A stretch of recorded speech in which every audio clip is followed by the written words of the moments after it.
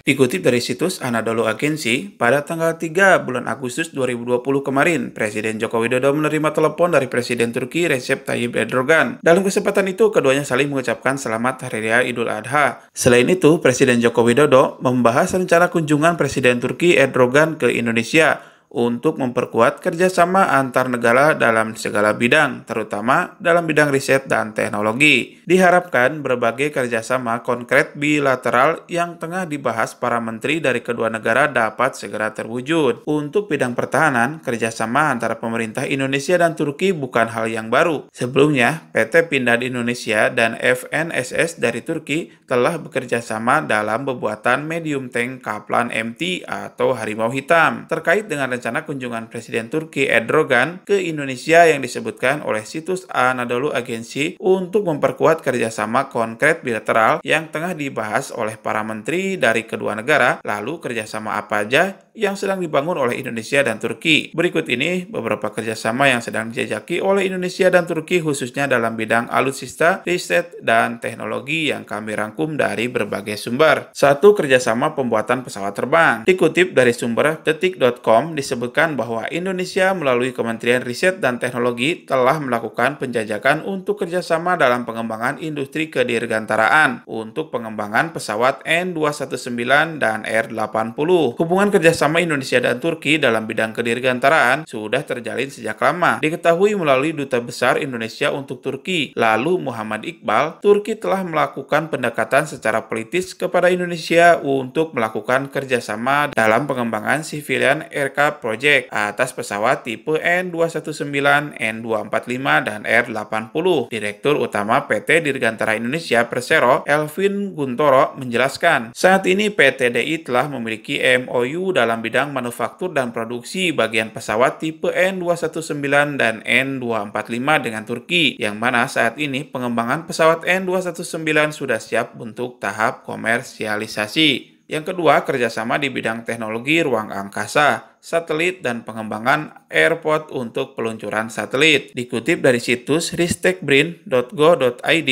Direktur Turkish Space Agency, Serdar Hüseyin Yildirim, dalam paparan singkatnya menginformasikan bahwa Turki memiliki teknologi satelit yang sangat maju di kawasan dengan 3 kategori aktivitas satelit, diantaranya satelit komunikasi, observasi bumi, dan satelit saintifik atau eksperimental. Indonesia melalui LAPAN tengah menjalankan proyek pembangunan bandara antariksa pertama di Biak yang sedang dalam tahap pengkajian oleh Lembaga Penerbangan dan Antariksa Nasional LAPAN. Turki tertarik untuk ikut bekerja sama dalam proyek pembangunan bandara antariksa ini dan mengharapkan Indonesia dapat melakukan joint collaboration dengan Turki untuk dapat mengembangkan level bandara angkasa ini dari nasional menjadi internasional. Yang ketiga, kerjasama di bidang pengembangan pesawat tanpa awak atau drone. Dikutip dari situs republika.co.id, menyebutkan bahwa dalam kunjungannya, Menteri Pertahanan Prabowo ke Turki pada tanggal 22 Juli 2020 disebutkan